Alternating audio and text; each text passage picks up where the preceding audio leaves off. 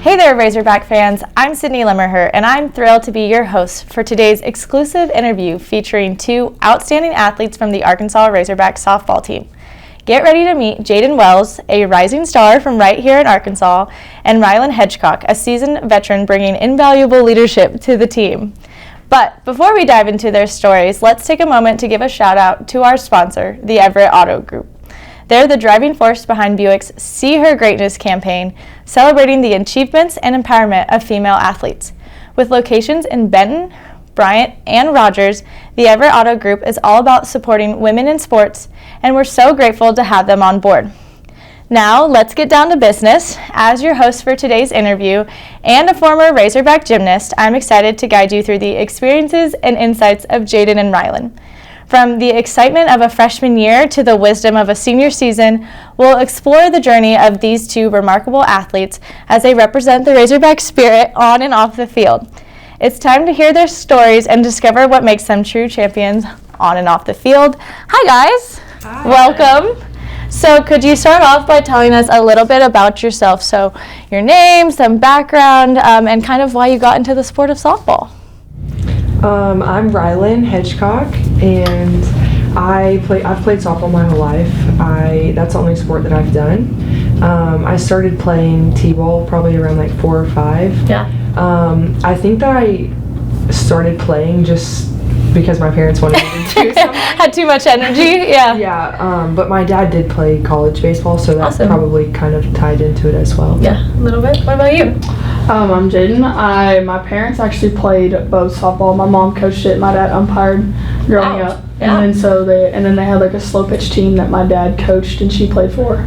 So I think I just kind of got brought into it. It's a little bit of pressure having your dad ump and be a coach. Yeah, I really hated when he umpired. Was he harder on you? Yes, very much so. And then, yeah, he was harder on me coaching, but he didn't coach me that long, just a couple years, and then I went to someone else. So.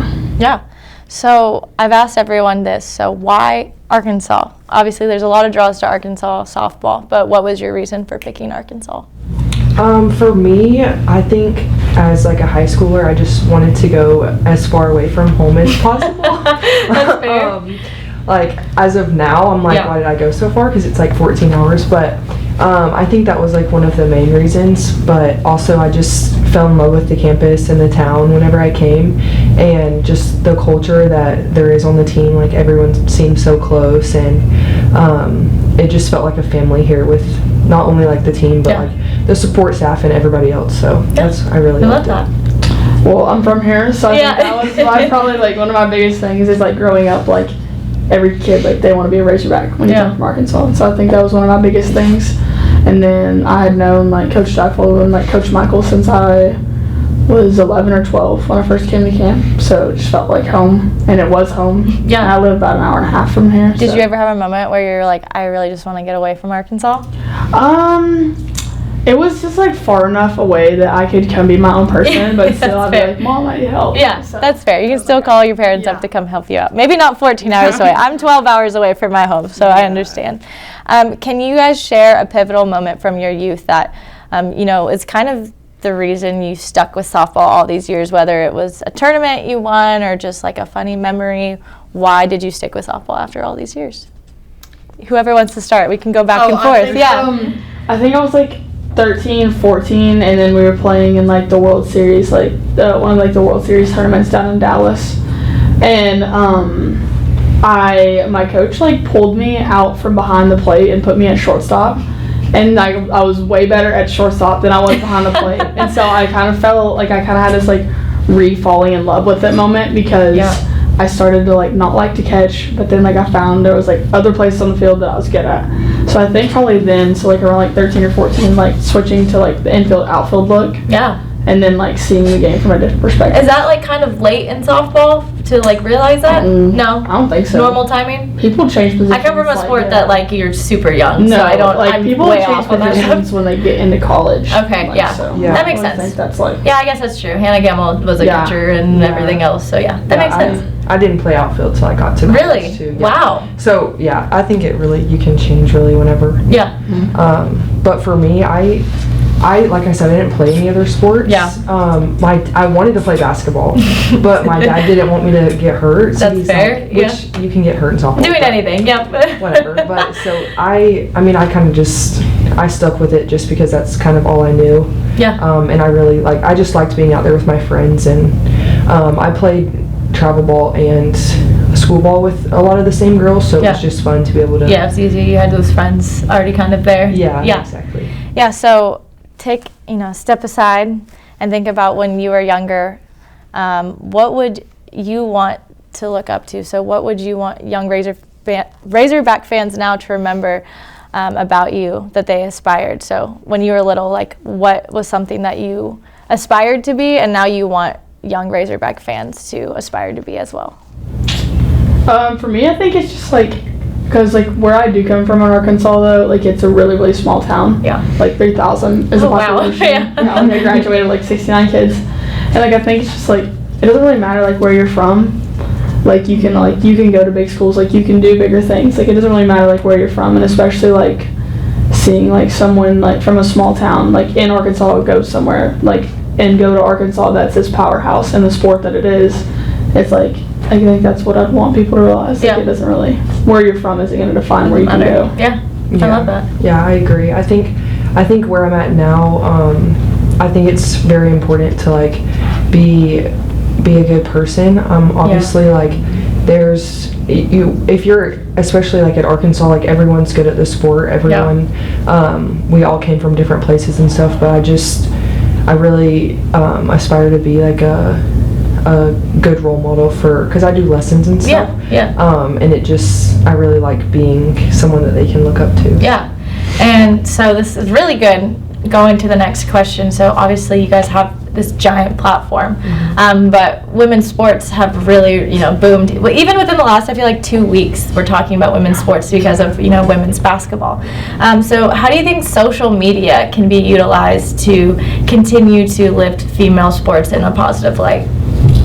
I think we see it pretty the first person I think of with social media and growing the game is our teammate Bree Ellis. I love her on social. She is so funny. This funny and charismatic because she's person. A human. She's not people and, oh my gosh, an athlete can say this. Yeah, and I think that's what I think that's what I would say grows the social media platform is people like Bree giving people the inside access to see these people, because I think I was talking to one of my friends about it the other day. Actually, I was telling them something we did in the locker rooms, joking around. I kind of forget y'all are real people. Yeah. Because y'all go to this big school and you're on TV, and I kind of forget that y'all are just people, and y'all goof around and everything else. And so I think allowing people to see that on social media is a big thing for growing the game. Yeah, it's just knowing the players.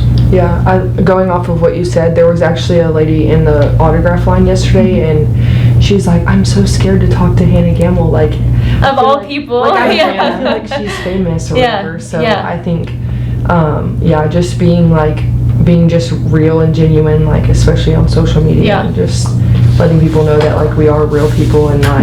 Yeah, it's really fun to be on this side of it now, because former student athlete, I used to get that from people. Sure. I had a woman tell me in line, I saw you at Hobby Lobby the other day, and I didn't know what to say, and I was hi. I was I'd probably be more embarrassed than anything else. Come say hi. So it is fun to be on this side and see how people react to you, especially with the game being so big. Can you share a standout moment from your career where you felt a profound sense of accomplishment or greatness, and how did that kind of impact your journey as a female athlete?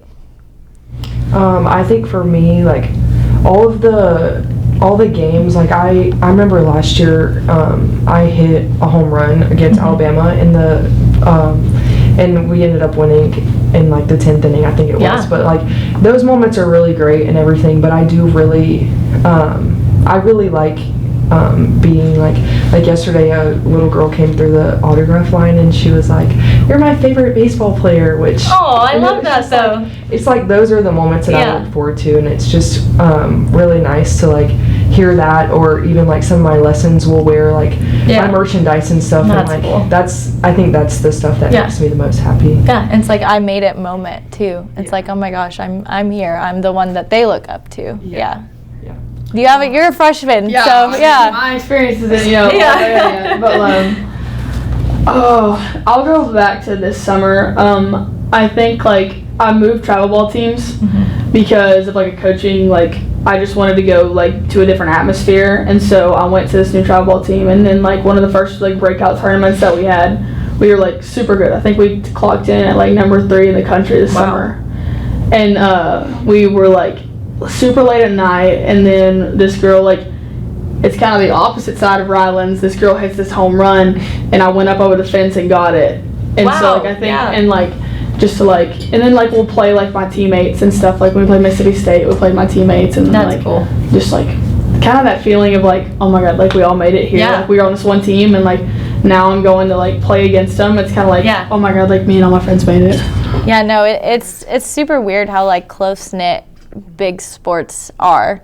Like I got asked one time, like, do you cheer against other teams? I'm like, yeah, I mean, it's nice in gymnastics to beat other teams, but like I'm always rooting on those girls because like we all go through the grind, and it's like we made it, we finally got here. Are either one of you superstitious? Oh yeah I stopped drinking is it the fruit punch Rockstar that I'm always drinking? I stopped drinking those 4 games because we started losing. I love it. And then I love it. I didn't drink one Friday and we won, and then I drank one Saturday and we lost. I didn't drink one Sunday and we won. So no more on game days for me. I love that you say you have one though, because the last couple, there's only been one that's fully admitted what they've done, and I'm like, I was a D1 athlete. Everyone has some sort of quirk. When we're on the road, I do my hair the exact same way. Like the routine.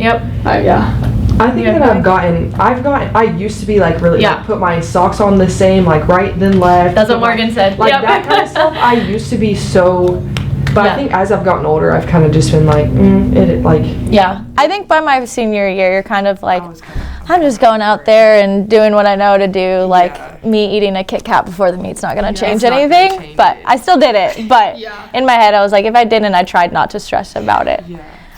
Okay, so we have 2 fun last couple questions here.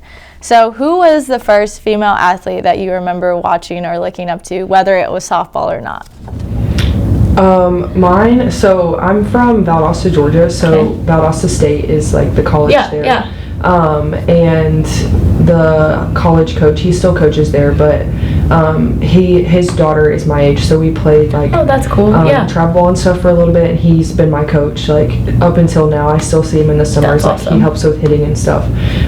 But Courtney Albritton, which is a girl that played at VSU, she was, I just remember being like 10 or 11, and she was in college, awesome. And I just remember looking up to her because she was like maybe like 120 pounds, like soaking wet. Like, she was a small girl, and she hit all these home runs, and like she was just one of those people that people were like, oh, she's not very big, like how does she hit all those home runs? And it was just, she's doing it somehow. So I always looked up to her. Awesome. I think mine's not softball related at all. Good, you're gonna be the first one. I got a good one. Ronda Rousey. Oh my god, I knew you were gonna say that. She wants to. I want to do MMA so bad. My first ever sport. Have you tried it out? Yeah, I'm going back to get my black belt this summer. Okay, well that's a fun fact. No. So don't go around you when you're mad. Got it. Yeah. But I remember being like 3 years old, and that was my first sport I ever did, was like karate, like jiu-jitsu and MMA stuff. That is phenomenal. That is the most interesting story today. I love Ronda Rousey to death. All right, and that is our wrap for today's episode.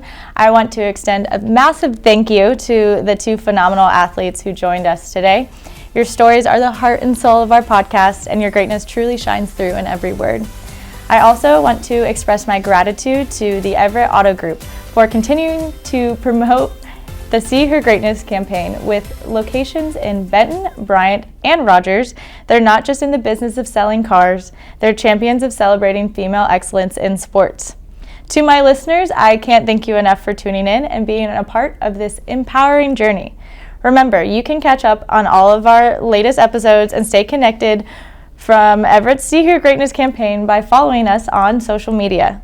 Until next time, keep believing in your greatness, keep striving for your dreams, and keep celebrating the incredible achievements of women in sports. This is Sydney Lemmerhurt, signing off.